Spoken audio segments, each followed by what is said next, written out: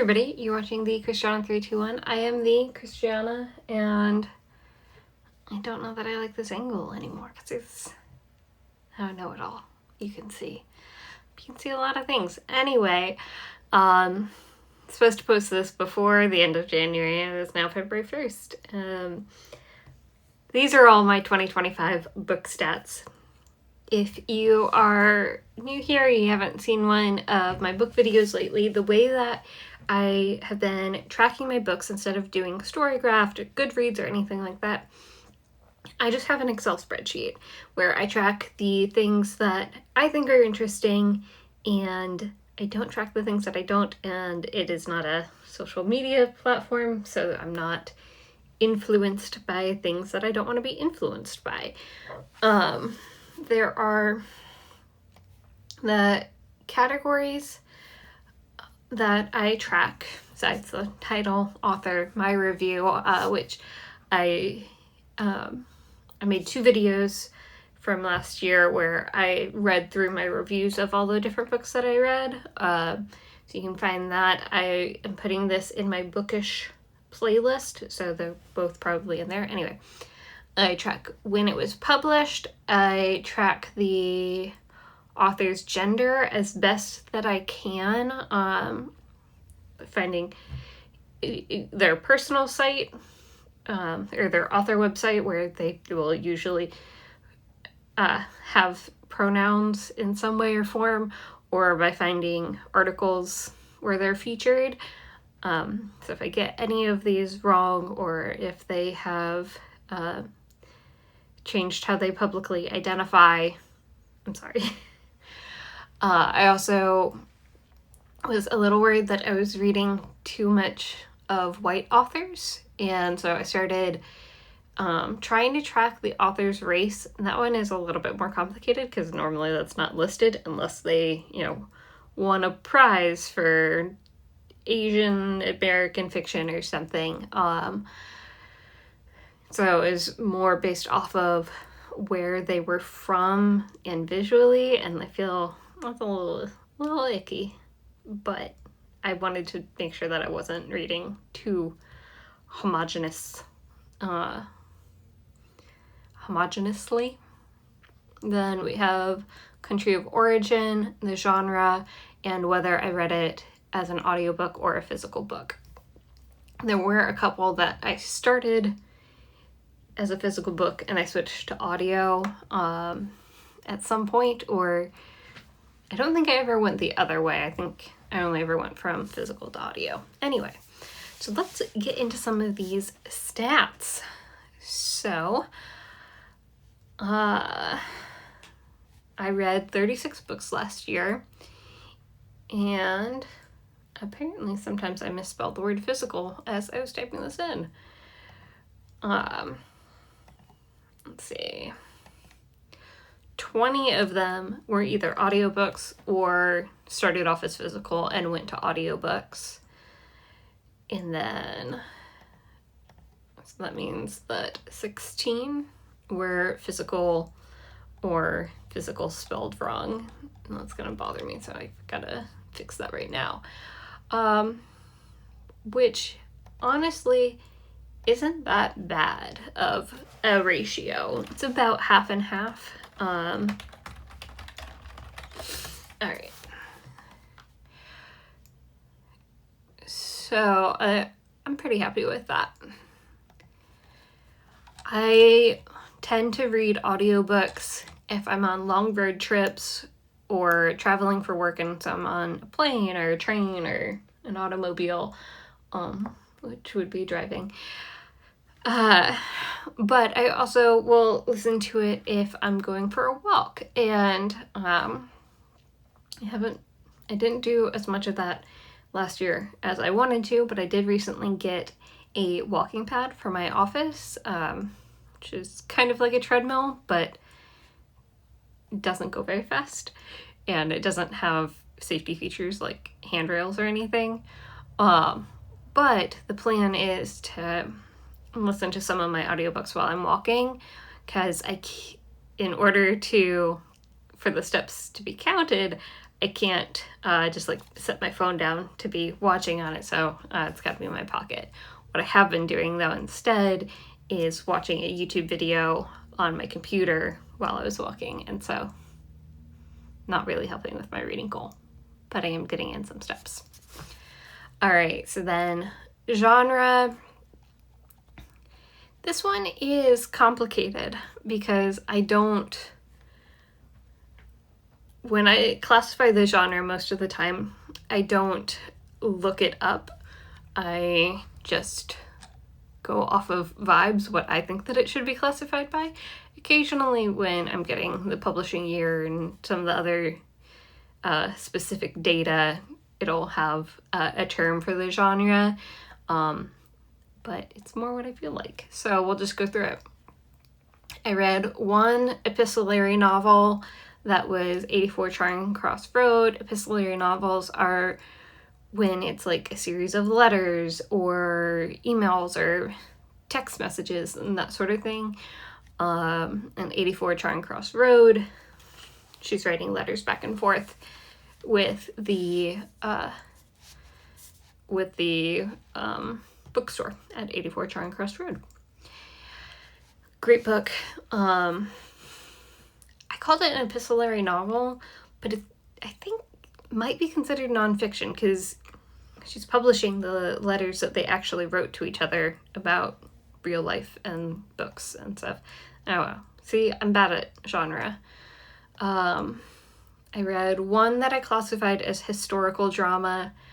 I feel like there's a couple that I probably could have fallen into that category, but I just put the book The Most in that one. The other one that might be a historical drama would be Ghost Wall, but it's not that old.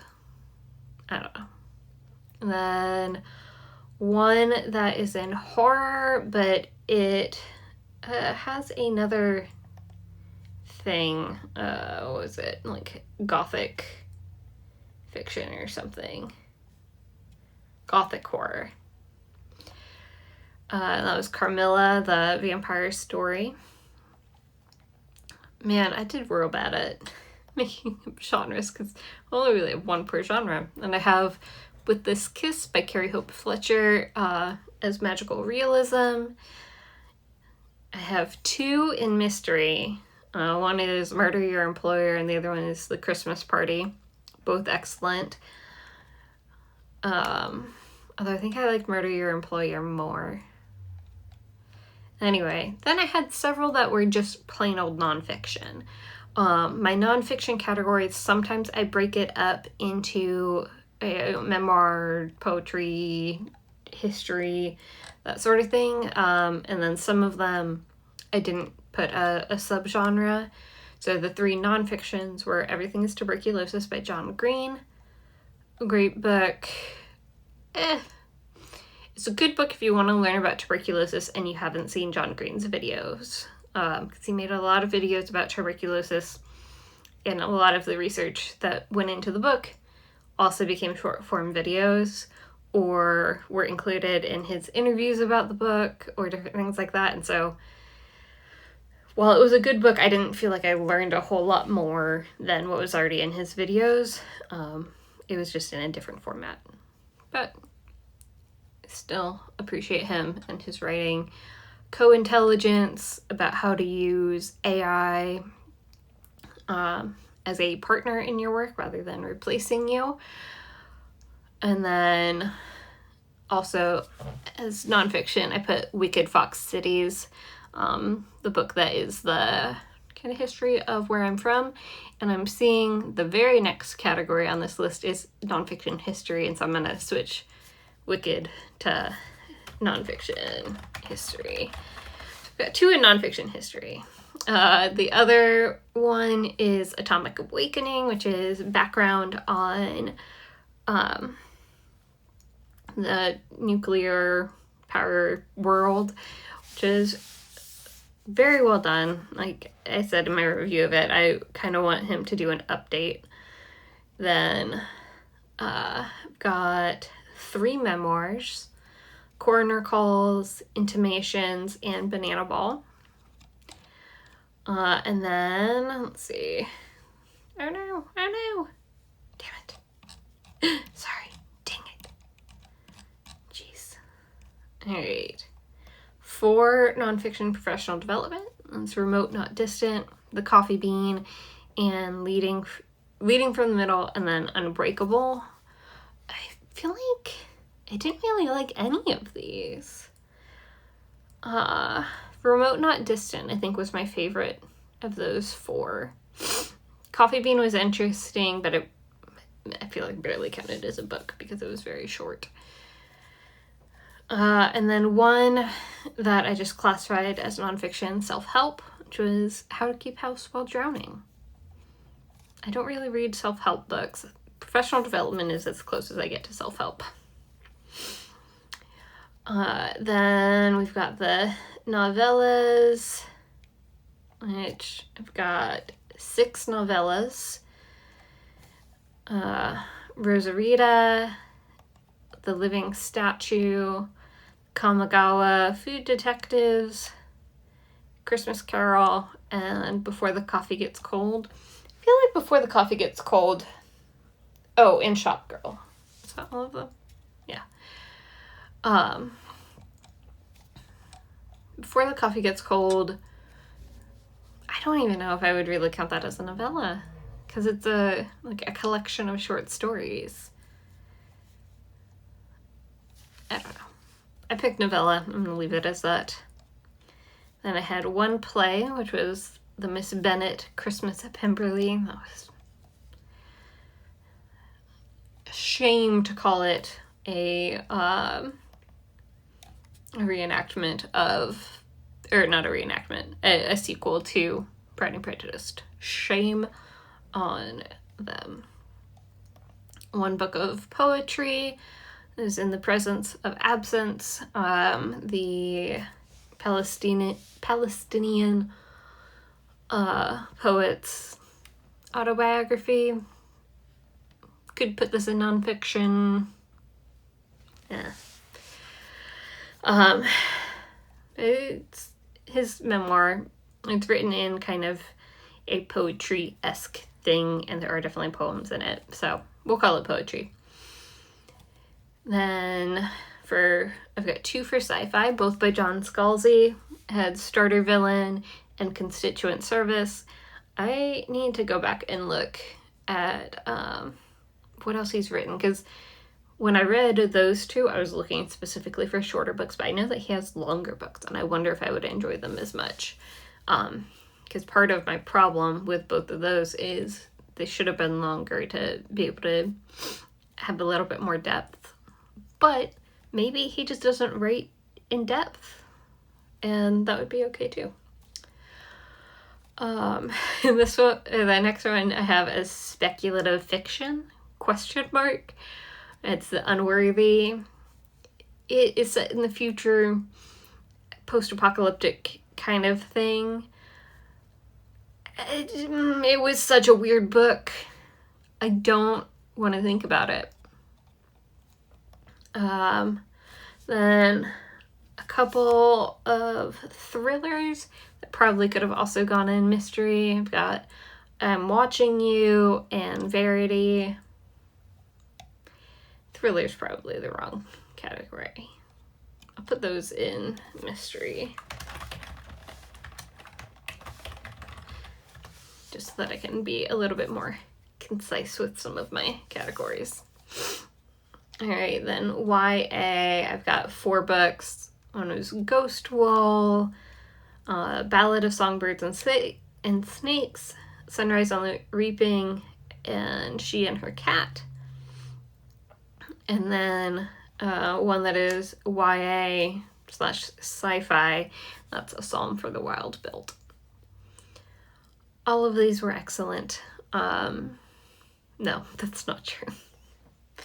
I really like Suzanne Collins. It made me want to go back and reread the original Hunger Games trilogy. Maybe I do that this year, maybe not. I've got a lot of books on my TBR and a lot going on in my life. So, do I want to add more reading challenges? Maybe at the halfway point in the year, my life will calm down a little bit and I can figure that out. All right. So let's look at country of origin. Say most of them were from the United States, but I did get several new countries added for my Read Around the World challenge.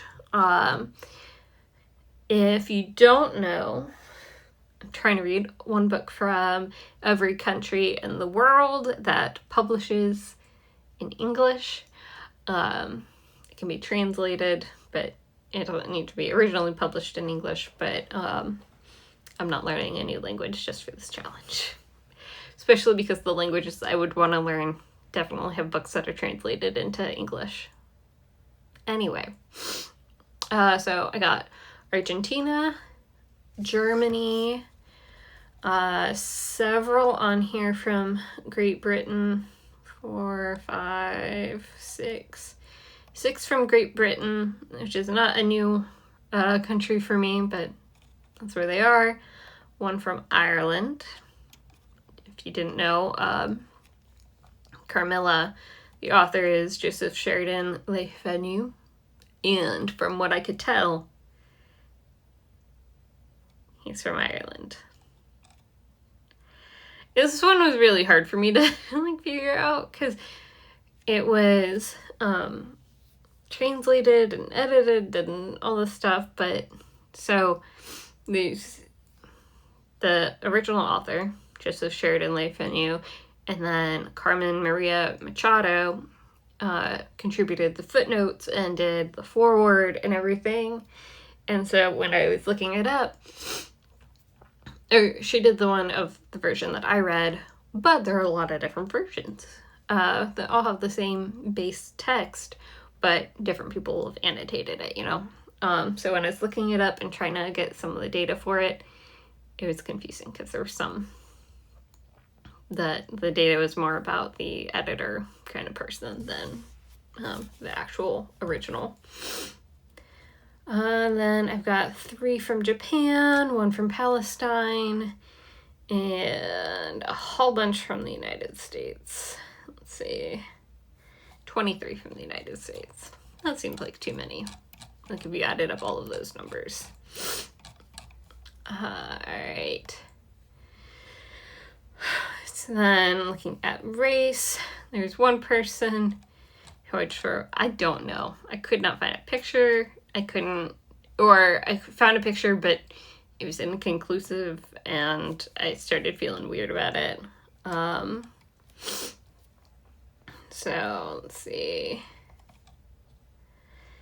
4 that seemed to be Asian, 1 that was Black, 1 Indian, from India, not indigenous person, 1 Latina, then the rest were white, which is disappointing. 27. Like I said, I was worried I was reading too many white people, and I am. I need to expand who I'm reading from. Alright. Then, for gender, I didn't read anybody who was obviously non-binary, and I didn't really look to see if any of them were trans, but I feel like that would have come up. So these are likely all cisgender, but that was not something that I was specifically trying to figure out.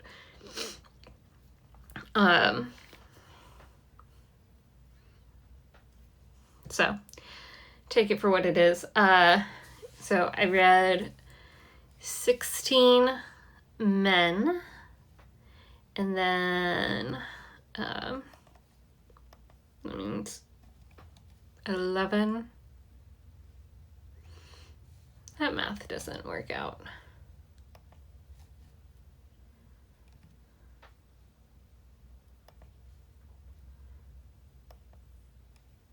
Right? Yeah, because it should be 36. What?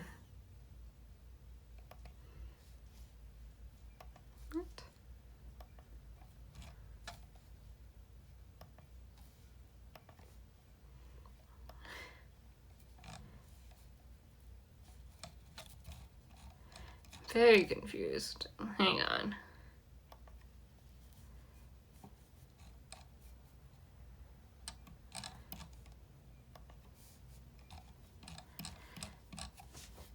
Alright, so I've got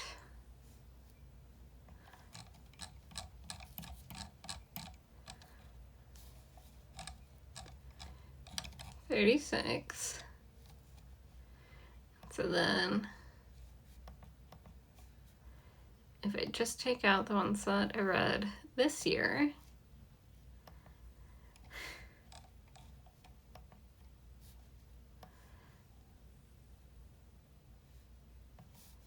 okay. Oh, did I leave some of them blank? No. I don't know what happened. Alright, so if I take out... Okay, I read 21 he, him, and then... I don't know what happened. 15 women, which means that some of those other data could be wrong, but I'm not going to go back and figure it out because that was really weird. And then the oldest book that I read this year was from 1843. I read 2 in the 1800s. One was A Christmas Carol, one was Carmilla, and then one from the 1900s, which was 84 Charing Cross Road, and the rest were 2000 or newer, which is weird for me. Usually I try and have a bigger mix and read some that are a lot older. So if my average publishing year this year is 2008, that's crazy. I did read, let's see, how many from 2025? I read 4 that were published last year. Only one of them was a random, weird, actually, not even. The Christmas Party by Catherine Croft was one that I just kind of stumbled upon on the, on Audible, which is where I read a lot of my audiobooks. The other 3, Rosarita, Everything is Tuberculosis, and Sunrise on the Reaping, were ones that either like somebody had told me to read or I picked out in the store. Anyway, those are all my book stats, and sorry for the random weirdness in the middle. I don't know what happened there. If you want to find out more about my reading habits and statistics and whatnot, follow this channel, and you can check out my bookish playlist where I put all of my book-related vlogs, videos, chattiness. I believe the next video that's going to come out on here is going to be an actual vlog that I had recorded to come out in December. So, actually, I recorded it in November to come out in December, in case you're wondering how I'm doing. It is also book-related.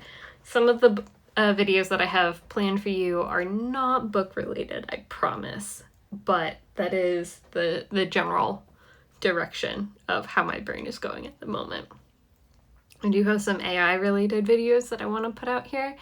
However, I kind of want it to be for another channel, and I can't figure it out.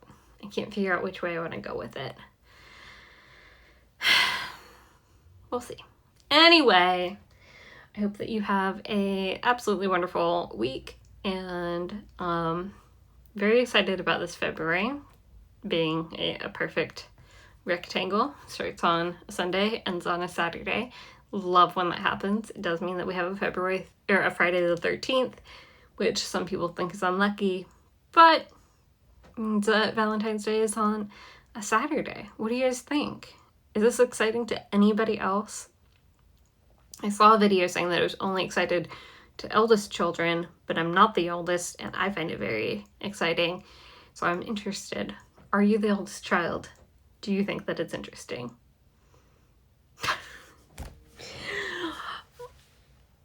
All right. Have a good one. Good night, sweet dreams.